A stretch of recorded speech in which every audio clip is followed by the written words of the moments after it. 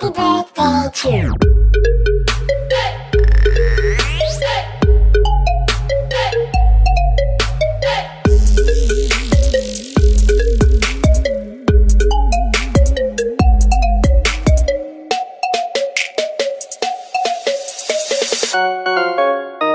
Happy birthday. Halo sahabat, salam sehat selalu. Semoga segera apa yang kita segerakan serta berkah lahir batin ya. Kali ini kita langsung aja ke bumbunya. Jadi ini ada bawang merah. Seperti biasa sebelum saya blender, saya potong-potong dulu. Kurang lebih 5 siung bawang merah saya pakai di sini. 3 siung bawang putih.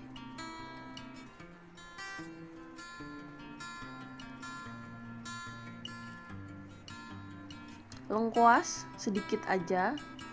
Ini saya pakai kentangnya kurang lebih setengah kilo, tapi lebih sih.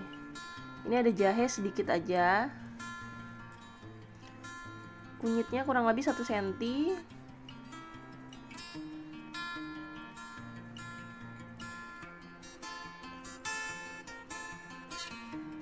Nah, ini sebelumnya kentangnya sudah saya goreng ya sahabat ya. Nah, ini cabai keritingnya saya pakai 11 buah. Ini udah agak kering, tapi nggak apa-apa sahabat. Selama itu cabainya nggak busuk, kering, kita pakai aja nggak masalah. Sayang kan? Saya kasih air sedikit.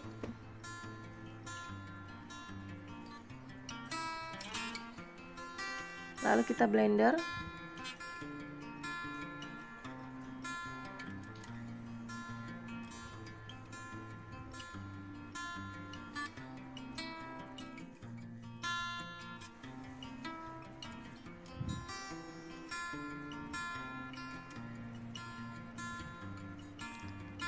Nah, lalu kemudian saya masukkan cabai rawitnya.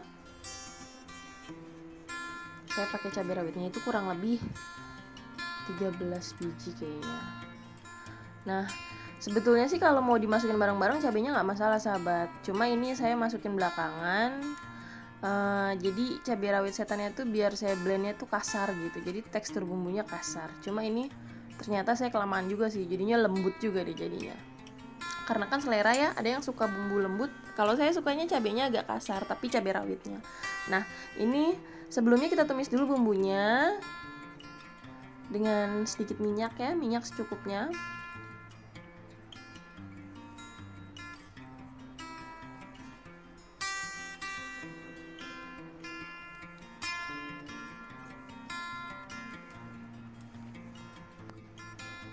Nah, setelah minyaknya panas, kita masukkan bumbunya.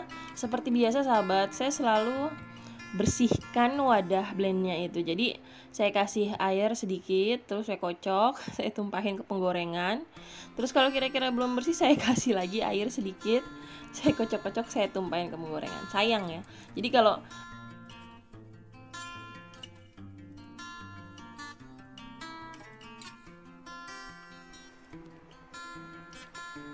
Jadi kalau saya pribadi sih ngerasanya semenjak jadi emak-emak ya, itu kayaknya apa-apa sayang gitu. Kalau bisa jangan sampai ada yang kebuang gitu kan. Udah apa sih, berasa nyari uangnya juga gitu kan. Belum lagi kalau ingat di luar banyak yang perlu, bahkan mereka nggak bisa gitu. Jadi walaupun hal kecil harus kita syukuri. Nah, ini seperti biasa sahabat, bumbunya ini kita masak sampai benar-benar matang. Itu kuncinya biar masakan nggak cepet basi. Benar-benar matang itu salah satu ciri khasnya itu kadar airnya sudah hilang, jadi sisanya hanya minyak dan bumbu tersebut. Jadi sahabat bisa kira-kira, pasti lama-lama sahabat juga bisa, oh iya nih beda nih gitu kan. Karena kandungan airnya itu selain dari yang tadi saya kocakin itu kan, dari bahan-bahannya sendiri pasti kan mengandung air. Nah, ini saya pakai wortel, seperti biasa sayang juga. Kemarin ada sisa wortel 1 buah gitu kan. Jadi saya potong-potong kecil, dadu. Ini saya masukin terlebih dahulu wortelnya karena kan teksturnya agak keras sahabat. Sedangkan kalau kentangnya sendiri kan memang sudah matang. Sudah saya goreng, diiris sesuai selera sahabat.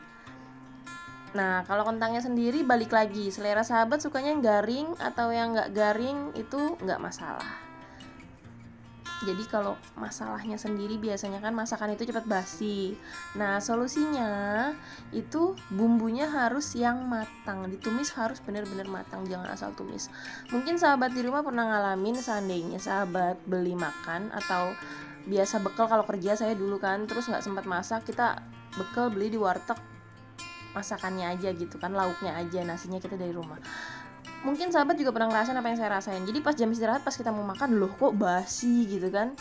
Saya waktu itu pernah beli sambal goreng terong, loh kok basi. Itu karena bumbunya kurang matang sahabat. Dia asal numis aja. Padahal kalau bumbunya numisnya itu matang, itu dia akan tahan bahkan sampai sore pun nggak akan basi. Nah, ini untuk bumbu penyedapnya sendiri saya pakai masakoras ayam. Saya juga pakai gula pasir. Sahabat kalau mau pakai sasa atau micin atau miwon sejenisnya boleh, silahkan. Kalau saya kebetulan lagi habis, jadi saya nggak pakai. Nah, ini kentangnya sahabat, kurang lebih setengah kilo lah, setengah kilo lebih dikit. Nah, masukin. Ini kalau udah di tahap ini, apinya agak kecilin sedikit sahabat ya. Jadi kalau tadi pas kita masukin wortel, apinya masih sedikit besar itu nggak masalah, karena kan kita melunakkan si wortelnya sendiri gitu kan. Sedangkan kalau di sini kan prosesnya wortel sudah mulai matang, jadi apinya kita kecilin sedikit aja.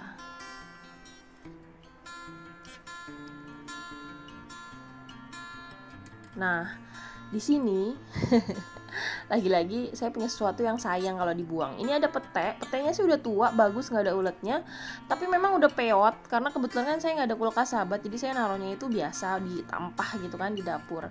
Jadi kan sayang, jadi kita masukin aja. Untungnya Mas Bojo sih nggak masalah walaupun ada petenya. Paling kalau dia makan dipinggirin petenya. Jadi ini petenya kita kupas dulu.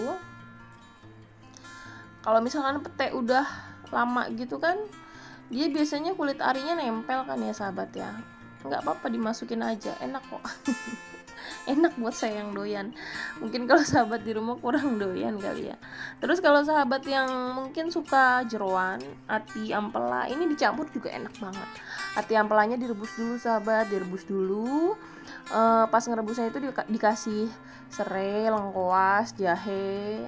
Kebetulan sih tukang sayurnya masih tutup ya dalam rangka Idul Adha, jadi saya nggak pakai jeroan. Nah, ini kalau pakai jeroan enak banget ini. Ini rasanya udah kayak pengen bikin besek aja sekalian gitu kan. Kasih telur bulat, kasih sambal, kasih buah pisang.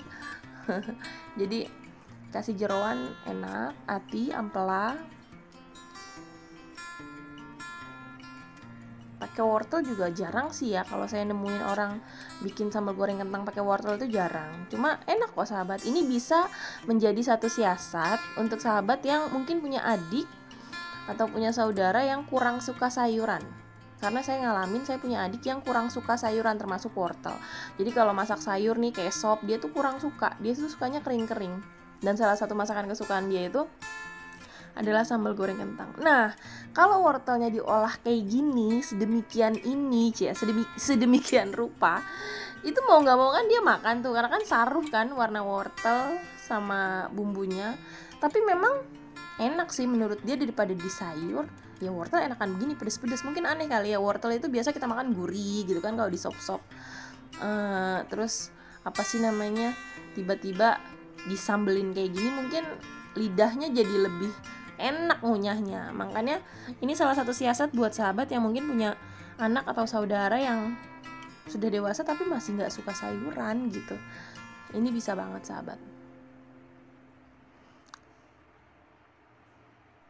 Nah, kalau buat emak-emak kayak saya nih yang apa-apa harus nyolong-nyolong waktu gitu kan karena saya punya anak kecil dan luar biasa, ini bisa jadi siasat juga. Jadi satu masakan itu udah ada sayurannya, udah ada sumber seratnya istilahnya kan. Mungkin kalau mau proteinnya bisa ditambahin nanti ati ampela atau daging juga bisa. Nah, ini pete, kentang sama wortel sahabat. Kita cobain dulu. Kalau rasanya kira-kira sudah pas ya sudah. Tapi kalau kira-kira sahabat masih kurang asin, boleh tambahin garam. Tapi cukup satu kali nambahin ya sahabat ya. Nggak boleh berkali-kali nambahin garam. Nanti lama-lama hilang rasanya. Jadi yang ada malah nggak karuan gitu.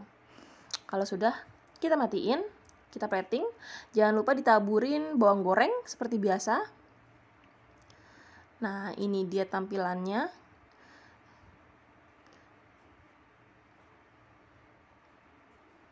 Nah, kalau ini rasanya gurih, pedas, manis, tapi manisnya nggak terlalu, sahabat. Kalau yang semur kemarin itu atau rica-rica, memang saya sengaja bikinnya manis berasa, kecapnya banyak. Jadi bener-bener pedas manis atau rica-rica kalau tetangga saya sebut. Nah, ini dia sambal goreng kentang ala-ala Ibu Aisyah atau Bunda Aisyah boleh. Sekian sahabat ya, terima kasih, salam sehat selalu, semoga segera apa yang kita segerakan serta berkah lahir batin, amin untuk kita semua, semoga bermanfaat, jangan lupa like, komen, dan subscribe. Nah, ini cuplikan pas saya tadi lagi bikin bawang goreng, ini saya makan kentang yang tadi saya masak.